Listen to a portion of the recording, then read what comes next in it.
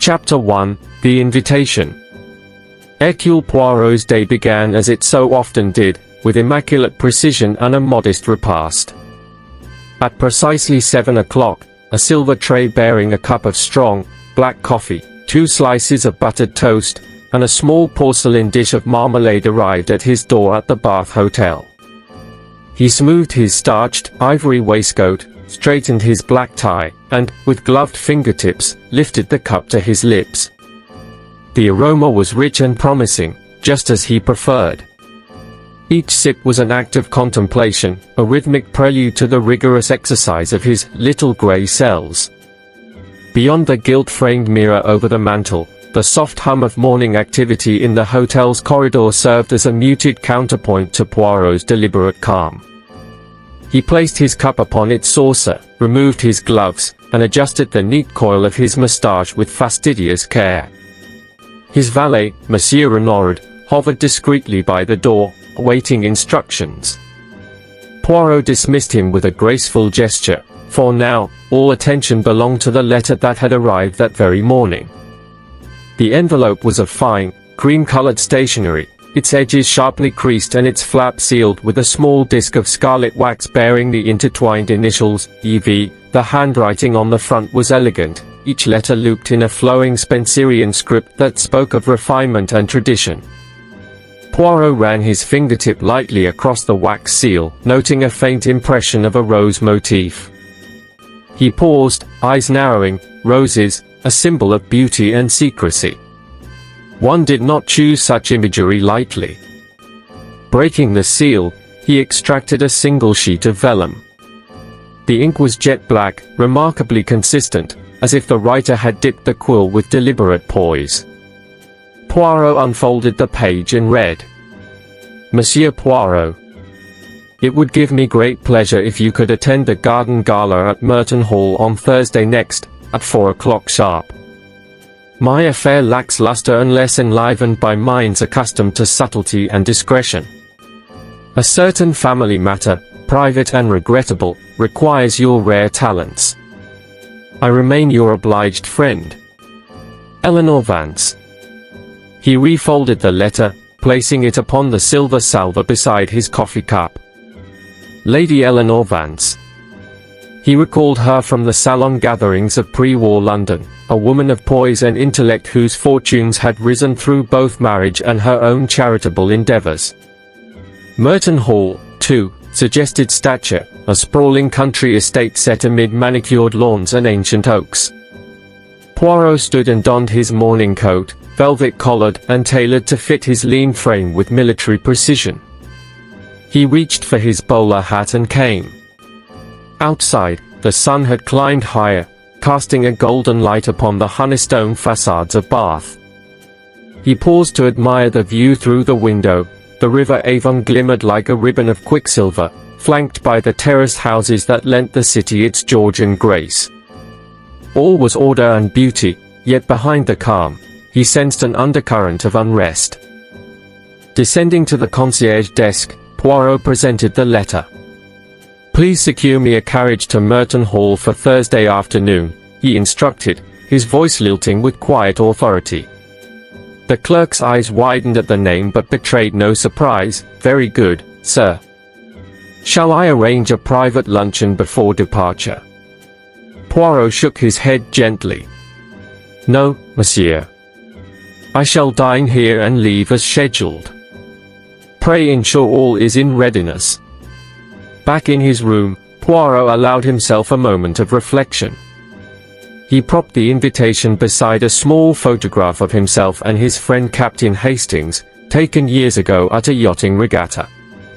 Hastings, buoyant and affable, would doubtless accompany him, providing his usual measure of enthusiasm, and, occasionally, charming naivete.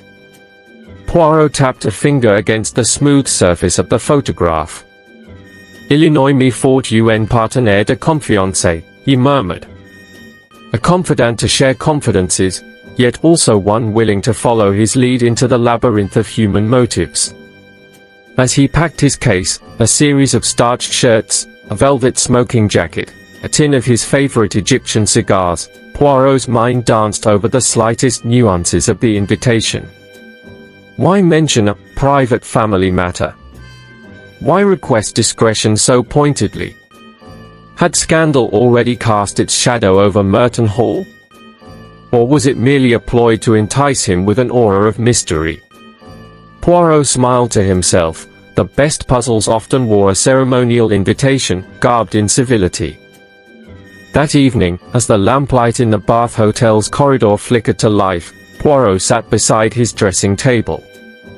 He penned his acceptance, concise, polite, revealing nothing of his anticipation.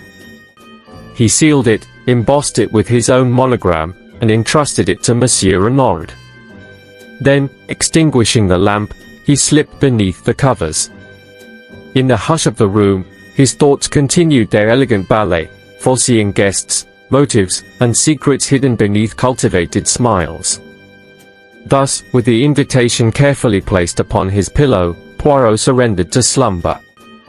Tomorrow he would journey to Merton Hall, where the roses in Lady Vance's garden would conceal more than petals. Already, he sensed, the first thread of a complex tapestry awaited his hand. And Hercule Poirot, ever methodical, would follow it, convinced that when the hour of revelation arrived, all would fall into perfect order. Chapter 2: The Gathering. The sun, having climbed well above the horizon, bathed Merton Hall's gardens in a soft, golden light as Hercule Poirot alighted from the carriage. The gravel, pale and fine, crunched beneath his polished shoes. Beyond the wrought iron gates, Lady Eleanor Vance's celebrated rose gardens bloomed in profusion, blush pink, ivory white, and crimson, their scent drifting on a mild breeze. The stately facade of the hall, its honey-colored stone mellowed by age, stood as an elegant witness to centuries of secrets. Poirot, cane in hand, paused to admire the symmetry of the terraces before stepping onto the wide, marble-tiled veranda, where Lady Vance awaited him. "Mon cher ami." Lady Vance greeted him, her voice melodic yet edged with tension. Dressed in pale blue silk, she offered a delicate curtsy. Poirot, with his customary flourish, bowed low and kissed her gloved hand. She sighed, a faint tremor betraying her composed exterior. "Thank you for coming so promptly, Monsieur Poirot. I fear you will find my little fate overshadowed by circumstances." Her green eyes, usually alight with warmth, flickered with calculation. Poirot inclined his head. "Every circumstance contains a clue, Lady Vance. Pray, allow me to look and listen before you divulge your burden." Beyond the veranda's balustrade, guests mingled in clusters. Sir Charles Fenwick stood tall and broad-shouldered, his grey hair neatly trimmed, as he debated in hushed tones with Colonel Randolph Hastings, a retired soldier with a proud bearing. Nearby, young Marion Fenwick hovered close to her father, adjusting the lace cuff of her gloves. Her dark hair fell in soft waves, her eyes, however, darted about with restless curiosity. Captain Geoffrey Carrick, his uniform crisp and medals gleaming, laughed easily at Colonel Hastings's anecdote, though every so often his expression grew distant, as if replaying a private thought. A little apart, Miss Lucilla Grant, slender and reserved, examined the bouquets laid upon a marble plinth. She counted the blooms, hybrids known only to the late horticulturist of Merton Hall, and gently touched a single petal as though committing its shape to memory. Her pale blouse contrasted sharply with the vivid flowers, and Poirot noted a faint smudge of terracotta on her cuff, curious given her otherwise impeccable attire. At a small table arranged for refreshments, Dr. Henri Aubert poured lemonade for Lady Vance's house guests. His pallid complexion and dark-ringed eyes suggested either illness or a mind weighed by secrets. Poirot greeted each in turn, his manner composed yet probing. He inquired after their journeys, offering gentle compliments on their attire and the splendor of the gardens. Each response revealed a subtle nuance, Sir Charles's hint of impatience as he mentioned recent business in Manchester, Marian's nervous stutter when she spoke of her charity work, Captain Carrick's distant gaze as he recounted his naval deployment, Miss Grant's quiet statement that she was merely admiring the flora, and Dr. Albert's frown when he noted a hint of wind that might damage the blooms. Poirot's moustaches twitched. Even the most innocuous remark could conceal motive. A gentle chime from the hall's clock tower summoned the guests to afternoon tea beneath a white canvas pergola. Lace-draped tables groaned under silver teapots, porcelain cake plates, and delicate sandwiches. A harpist, concealed by topiary, wove a soft melody through the lavender-scented air. As Lady Vance presided over the arrangement of pastries, lemon tarts, almond financiers, rose-petal macaroons, Poirot withdrew to observe. He noted the placement of a porcelain dish left too close to the edge, a chair whose leg rested on a loose paving stone, and the way Captain Carrick's napkin lay creased, as if hastily folded. Conversation turned to the celebrated heirloom necklace belonging to Lady Vance, a peacock feather design in diamonds and emeralds rumored to carry a family curse. Sir Charles remarked on its beauty, Marian confessed a lifelong fascination, Captain Carrick spoke of diamonds as the devil's tears, Miss Grant offered, in soft tones, that such superstitions were mere folly, and Dr. Albert, clearing his throat, quoted obscure lore about gemstones absorbing their owners' emotions. At that moment, Poirot observed Lady Vance's downward glance and the faint tremor in her gloved hand. The necklace, he thought, was more than ornament, it was centerpiece of a drama yet to unfold. As the last note of the harp died away, Poirot's mind set to work. Each guest, he reflected, had drawn near the necklace at least once. Sir Charles's solid hand had brushed its velvet box, Marian's quick eyes had lingered on its gems, Captain Carrick had admired it with absent politeness, Miss Grant had scrutinized its craftsmanship, Dr. Albert had studied its history. Yet beneath their polite smiles lay conflicting desires, for status, for love, for redemption, for secrecy. Poirot straightened his back and tapped his cane against the floor in a quiet rhythm, a question awaiting answer. Lady Vance rejoined Poirot and whispered, "Mon ami, I would be grateful for your counsel today. I fear my house is no longer safe." Poirot's small smile held both reassurance and challenge. "Rest assured, Lady Vance, I shall watch with diligence and listen with intent. The little grey cells are at your service." With that vow, he stepped forward into the gathering crowd, his keen gaze sweeping over the faces bathed in afternoon sun. Somewhere among them, he sensed, lay the first threads of a mystery, a tapestry he was destined to unravel. Chapter 3, The Theft Revealed. Twilight had settled over Merton Hall like a silken cloak, softening the edges of the rose garden terraces and gilding the stately oaks in a muted glow. Lanterns, their glass panes etched with floral motifs, lined the gravel paths, casting pools of gentle light upon the dewy grass. A hush reigned as guests drifted from the afternoon's conviviality toward the hall's grand drawing room, where Lady Eleanor Vance had invited them to an informal reception before dinner. Inside, the drawing room was warm and inviting, furnished with deep blue velvet sofas and gilded chairs arranged in cozy alcoves. A roaring fire crackled in the marble hearth, its flickering embers reflecting in the tall mirrors above.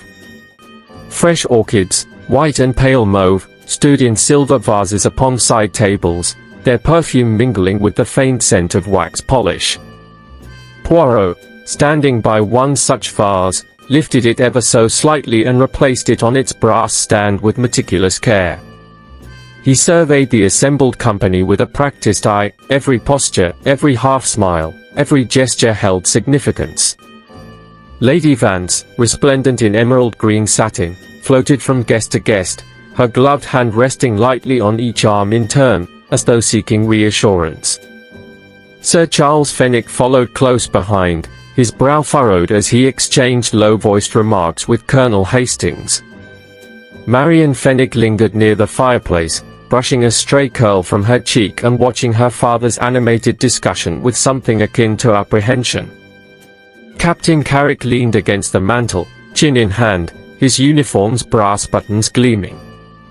Miss Lucilla Grant drifted among the chairs, her gaze lingering on the orchid petals as if they contained some hidden message.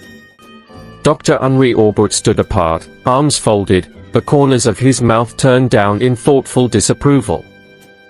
A servant in livery appeared at the door, announcing, "Lady Vance requests your company in the gallery, to view a modest display of her jewelry collection." Murmurs of anticipation rippled through the group, for the display was rumored to include Lady Vance's famed peacock feather necklace, its diamonds and emeralds arranged in a cascading fan so exquisite that it was whispered to be the finest of its kind in England. The guests followed the servant through a corridor hung with ancestral portraits, stern visages peering from gilt frames, their eyes seeming to judge the living for their indulgence in modern gaiety. At the far end lay the gallery, its walls papered in deep burgundy and lined with glass-fronted cabinets. Soft light from sconces illuminated a central stand, upon which rested a velvet-lined box. Lady Vance produced a small gilt key and opened a drawer in the neighboring cabinet, lifting from it the necklace's protective case. She placed the open box upon the stand, the diamonds glinting like dewdrops. A collective gasp rose as she lifted the necklace by its silken cord and let it fall into the box with a delicate click of clasp against velvet. One by one, the guests stepped forward to admire the stone's fire. Sir Charles murmured, "Remarkable craftsmanship. I've seen nothing to rival it." Marion, with wide-eyed wonder, leaned closer, her gloved fingertips hovered above the emeralds but did not touch. Captain Carrick nodded, half-smile playing on his lips, as if recalling some distant memory. Miss Grant studied the necklace with clinical interest, her gaze tracing each curve of the setting. Dr. Aubert whispered an aside to Lady Vance about the gem's provenance, and Lady Vance pressed a handkerchief to her lips, her eyes shadowed with worry. Satisfied that all had seen the treasure, Lady Vance replaced the necklace in its case, secured it with the tiny brass lock, and returned the key to her glove. "We shall dine shortly," she announced softly. "Miss Amis," Poirot intoned calmly, rising to face them, "we find ourselves in a delicate predicament. The necklace was secured moments ago, and now it has vanished. Yet there are no signs of forced entry, no broken glass, no footprints in the plush carpet. The thief must still be among us." A low murmur rippled through the gathering. Sir Charles barked, "Preposterous! Surely one of the servants must have taken it. Fetch them here at once." Lady Vance shook her head, resolving lines etched upon her brow. "This is my private sanctum.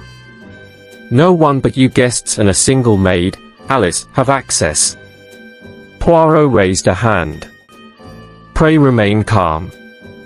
I shall require a list of everyone who entered this gallery in the last hour.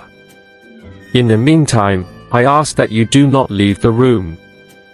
He paused, surveying each face in turn. For the culprit, fear, I should imagine, is far more chilling than any locked door. With that, the guests settled into a tense ring around the empty stand.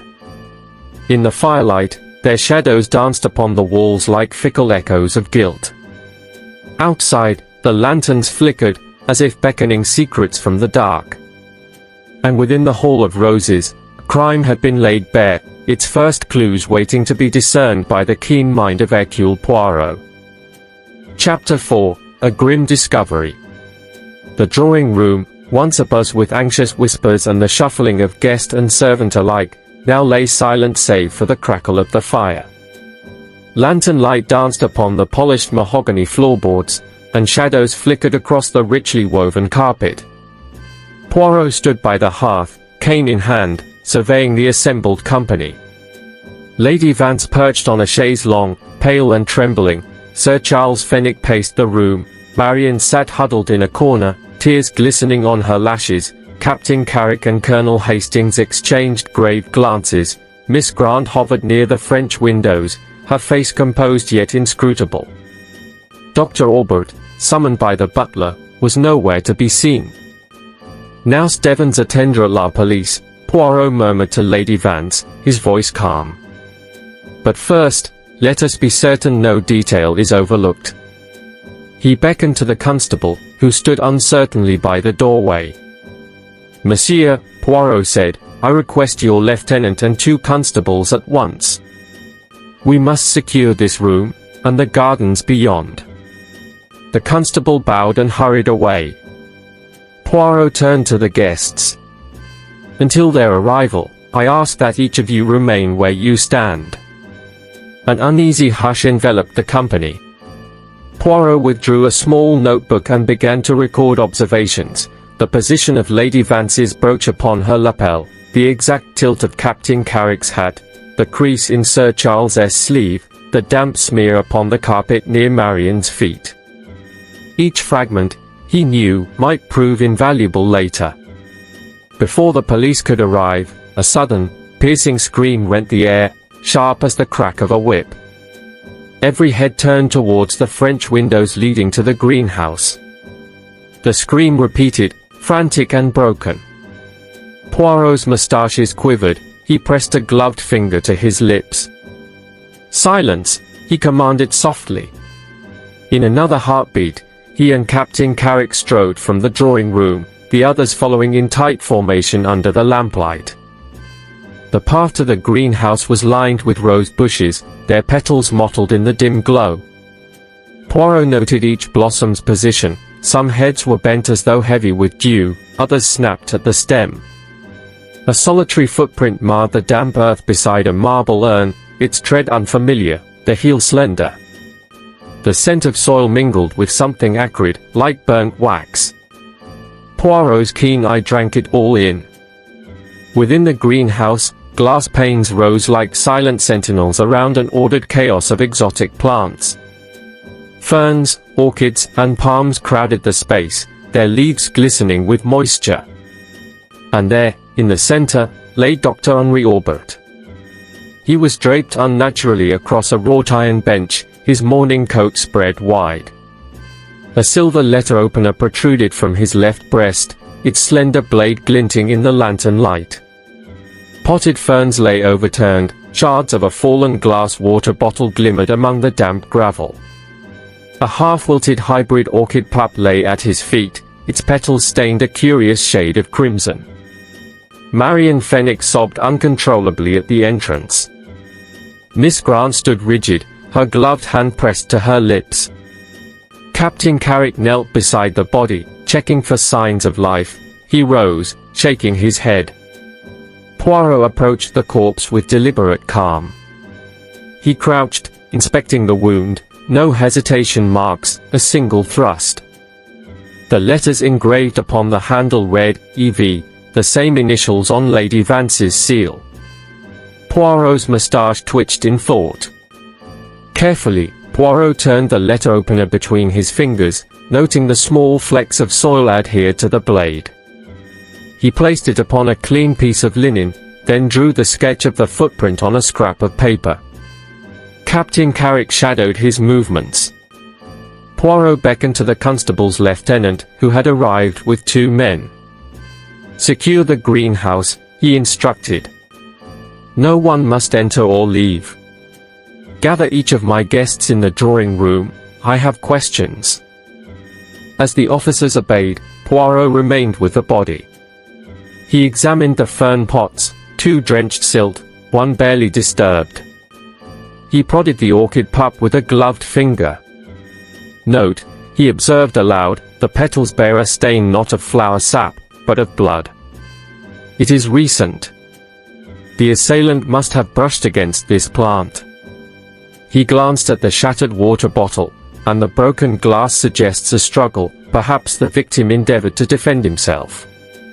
Outside, the wind stirred the greenhouse's loose panes, producing a soft, eerie sigh. Poirot rose, brushing dust from his coat. He signaled Captain Carrick to accompany him. Together, they followed the trail of crushed gravel and scattered pottery back to the French windows.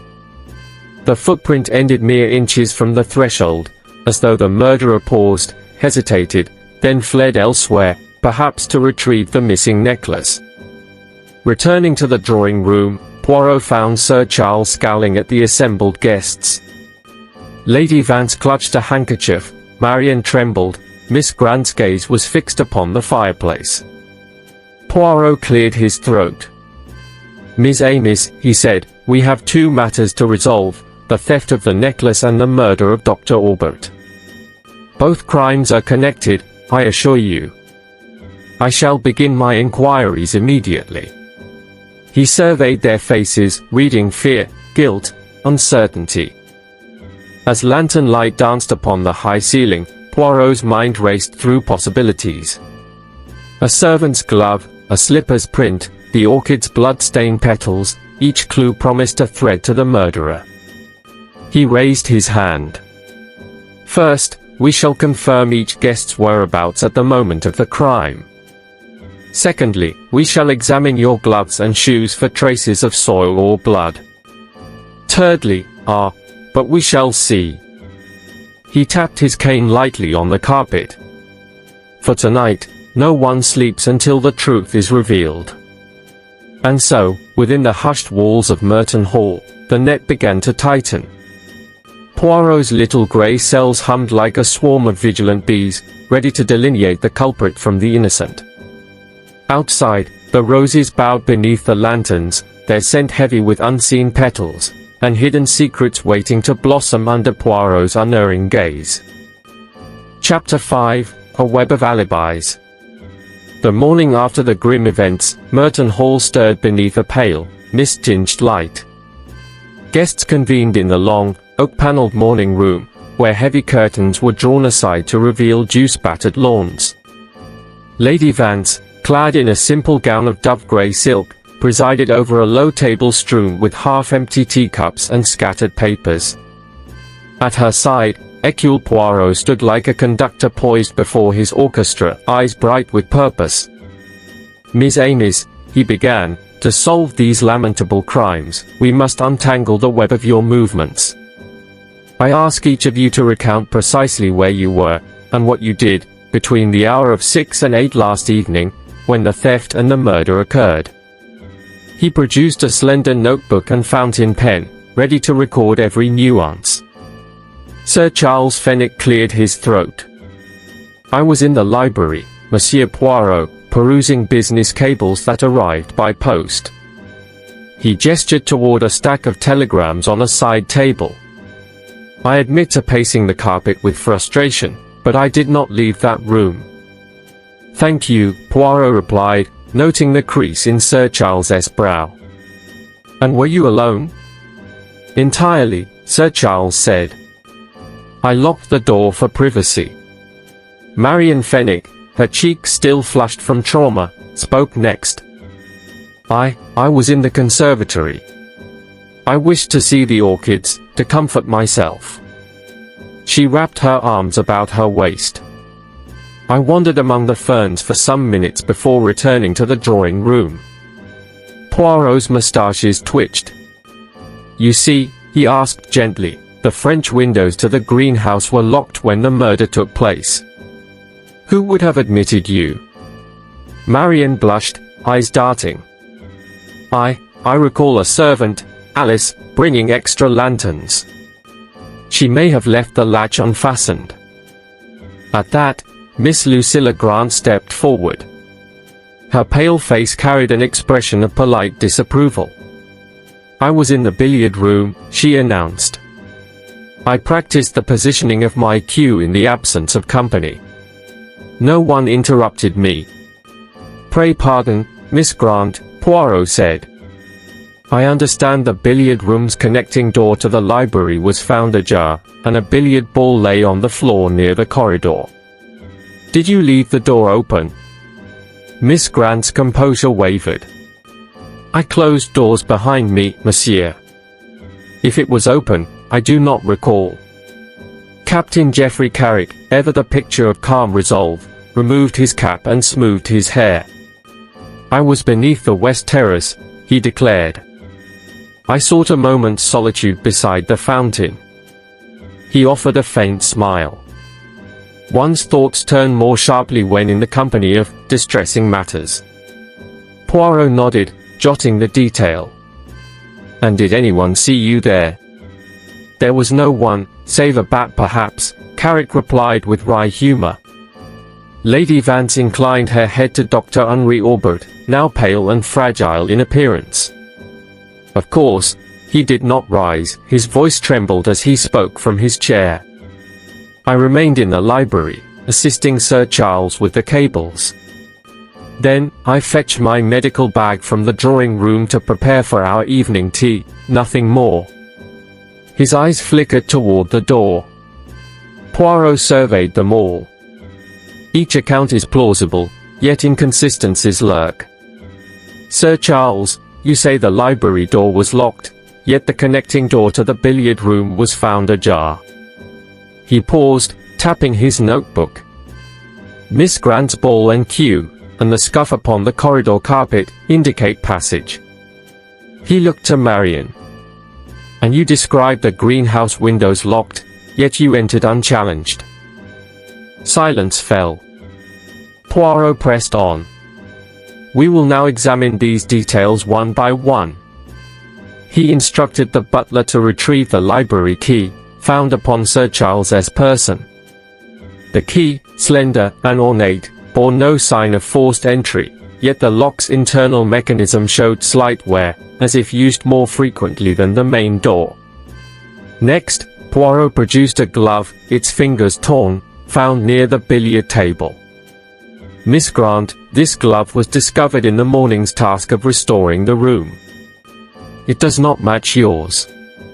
He held it aloft, a servant's glove, slightly soiled. Miss Grant's lips parted in surprise. He continued, walking to where a small puddle of water stained the carpet edge. Dr. Aubert, you mentioned fetching your bag, but why would you pass the greenhouse on the way? The doctor swallowed. I did not pass by.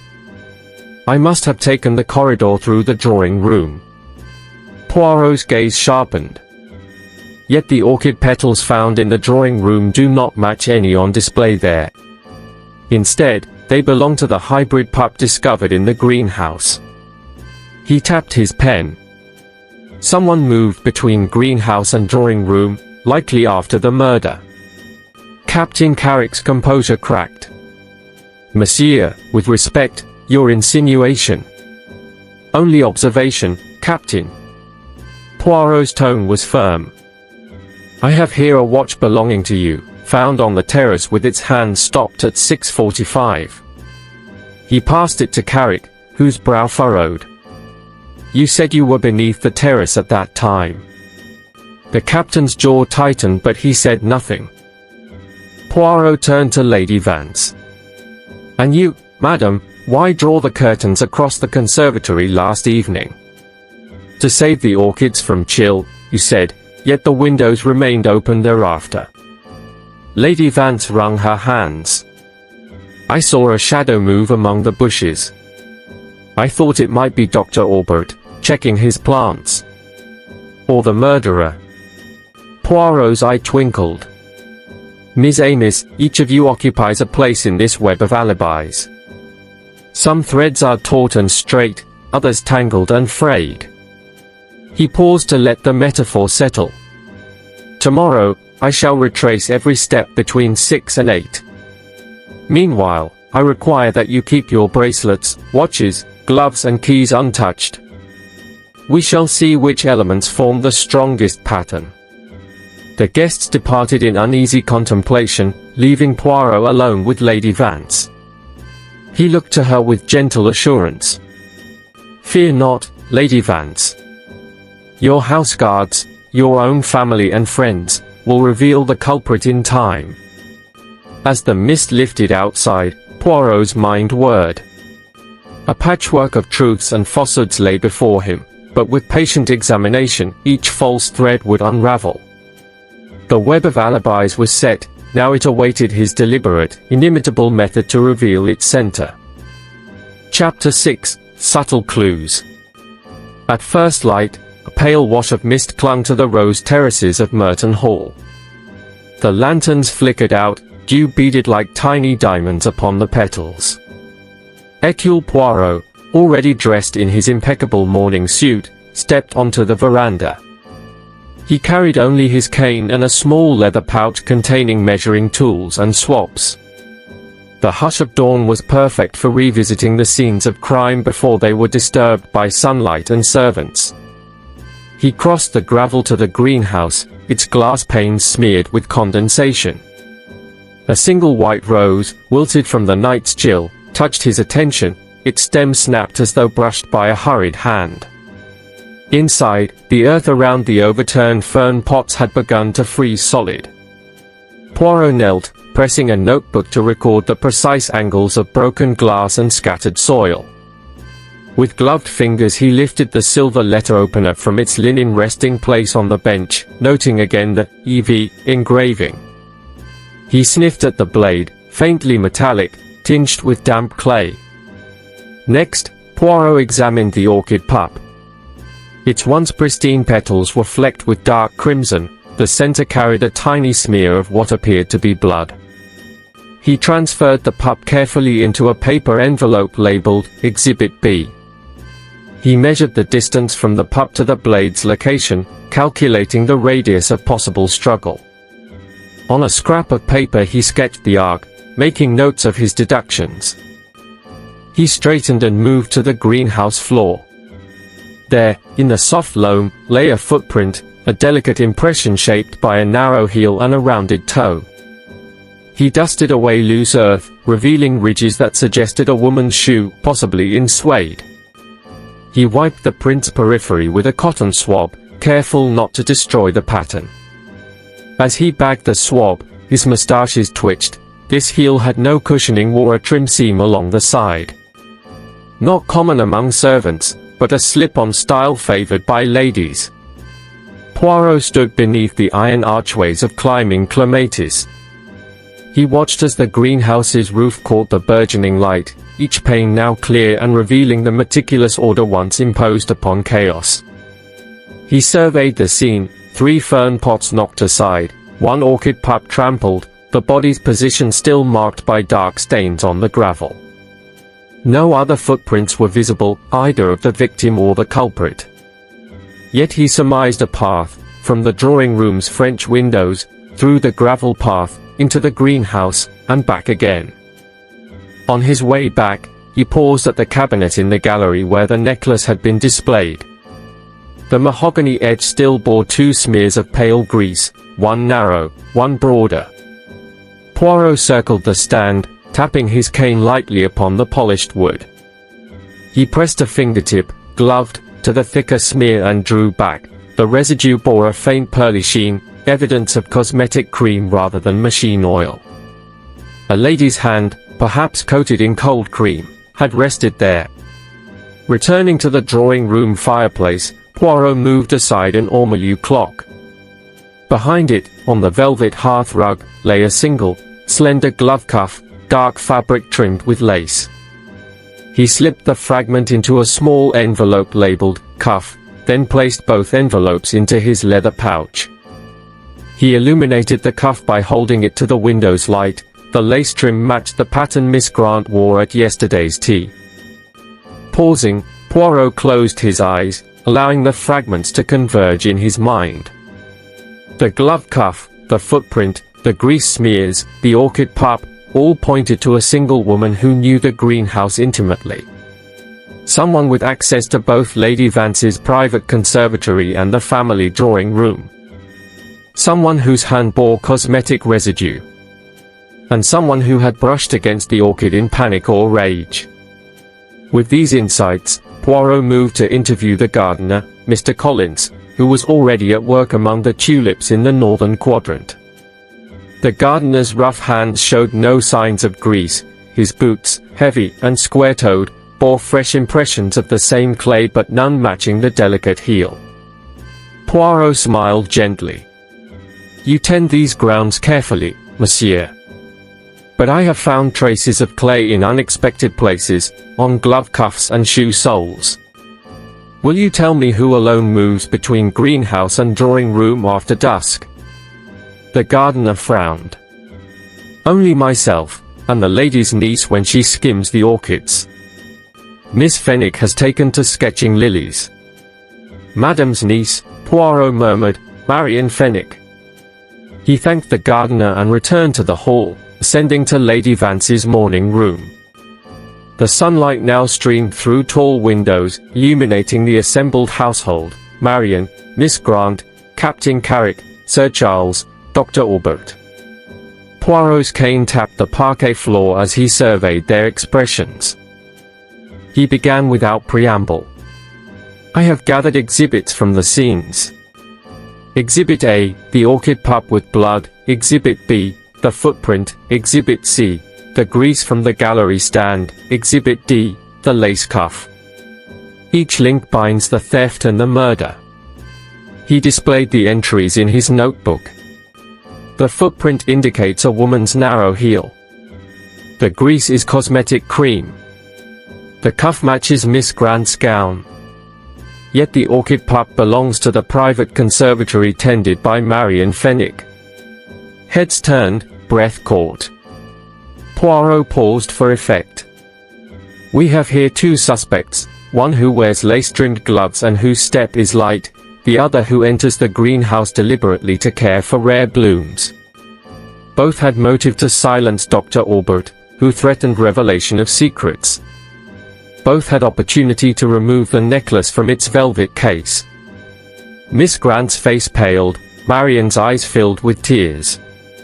Poirot's gaze flicked between them. Tomorrow, I shall examine each glove, each shoe, and each hand for traces of clay or cosmetic residue. By midday, the truth will be evident. He returned to the veranda, leaving the guests to their uneasy discussions. There, he stood alone for a moment, inhaling the floral air. The clues lay assembled, now his task was to observe their interplay. The little grey cells hummed once more, eager to complete the tapestry. And in the quiet dawn, Poirot knew the breakthrough was imminent. Chapter 7, Gathering the Suspects. Late that afternoon, the drawing room of Merton Hall assumed an air of somber expectancy. The mahogany furniture had been rearranged into a horseshoe formation, each chair occupied by one of the principals in this unhappy affair. A single brass lamp on the center table cast its warm glow upon faces drawn tight with anxiety. In the seat of honor, Lady Eleanor Vance sat upright, her green eyes resolute yet shadowed by recent sorrow. Opposite her, Hercule Poirot rose from his own chair, folding his gloved hands before him with the grace of a conductor about to direct his final movement. Miss Amis, Poirot began in his clear, measured tone, we are met here so that each of you may hear the reflections of the little grey cells before the ultimate revelation. I ask you to listen carefully, for the truth often hides in the tiniest detail. He paused to adjust his immaculate waistcoat and surveyed the gathering. Sir Charles Fenwick's arms were folded, Marion Fenwick pressed a lace handkerchief to her lips, Captain Carrick sat ramrod straight, Miss Lucilla Grant's expression was composed yet taut, Dr. Henry Aubert, though absent in body, loomed in conversation as his recent fate weighed upon them all. First, Poirot continued, let us recall the theft of the necklace. We know it was removed between 6 and 6:30. The cabinet lock shows no sign of forced entry, and the drawer slid closed by mechanism. Therefore, the thief possessed the key. He produced a small, brass key case. Only 3 among us held this key, Lady Vance, who withdrew it immediately after display, Sir Charles, who touched it as he admired the workmanship, and Dr. Aubert, who assisted with its provenance. Yet Sir Charles's alibi places him locked in the library, and Dr. Aubert was in the gallery only briefly. Marion Fenwick, you confessed to handling the key while sketching its shape in your notebook. Marion's hand trembled as she nodded. Very good. Poirot tapped a page of his notepad. Next, the murder of Dr. Aubert in the greenhouse. We have Exhibit A, the silver letter opener, engraved, EV, found beside the body. Exhibit B, the blood-stained orchid pup from the private conservatory. Exhibit C, the delicate footprint, sole pattern for a narrow heel. Exhibit D, the smear of pearly cosmetic residue on the gallery stand. And Exhibit E, the torn glove cuff of lace. He lifted each item in turn for their inspection. All these point to a female hand, one both accustomed to horticulture and to the use of cosmetics. Both Marion and Miss Grant satisfied these conditions. Heads turned in quick glances. Poirot's moustaches twitched as he fixed Marion with his keen gaze. "Marion, you tend the conservatory's rare orchids. You admitted to retrieving a sketchbook there at dusk. Yet no servant corroborates your presence. How did you re-enter the drawing room without using the French windows, which were locked?" Marion swallowed. I entered by the servants' corridor. I remembered the hidden panel in the oak paneling. At this, Sir Charles frowned, and Captain Carrick's jaw clenched. Poirot inclined his head. "Indeed. That panel is known to very few. And yet Miss Grant, whose family has mingled with the Vances for decades, surely knows of its existence." He turned to Lucilla Grant, who nestled her gloves in her lap. "Miss Grant, you declined to explain why you carried gloves into the gallery when none were needed. A glove cuff matching your gown's lace was found behind the clock. Why did you drop it?" Miss Grant's composure cracked. "Monsieur, I wore them for warmth on the terrace. I slipped back to the house through the gallery after the display and must have brushed against the clock in haste." "Ah." Poirot tapped his cane gently. "And your lips bore traces of the lipstick smudge found on the decanter glass in the gallery, cream-based, identical to the residue on the cabinet's edge." Lucilla's face drained of color. I went there to speak with Dr. Aubert about a letter he received, one implying a scandalous liaison." A murmur went through the room. "Scandal," Poirot repeated softly. "Now, Captain Carrick." He turned to the naval officer. "Your watch was found stopped at 6:45 on the west terrace. Yet you claim to be alone beneath the fountain. Why does your uniform bear a faint smudge of clay, not matching the heavy gardener's boots but identical to the soil in the greenhouse?" Carrick's eyes flashed. "I walked the grounds to clear my mind. I did not enter the greenhouse." He stood abruptly. "I had no quarrel with Dr. Aubert, only pity for his fragile health." Poirot nodded. "Pity can kindle many emotions. And you, Sir Charles? Your telegrams remain unanswered regarding business losses. Could the necklace's insurance have restored your fortune?" Sir Charles reddened. "Monsieur, my finances are sound. I admired the necklace, yes, but would not steal even to save my debts." He tapped the arm of his chair. "My only desire was to protect Lady Vance's honor by finding the thief." Silence hung heavy. Poirot folded his notebook. "You see, Miss Amis, each of you held opportunity and motive. But only one wove these threads into action." He paused for full effect. "Tomorrow, at the hour of noon, I shall reconvene you here to name the culprit.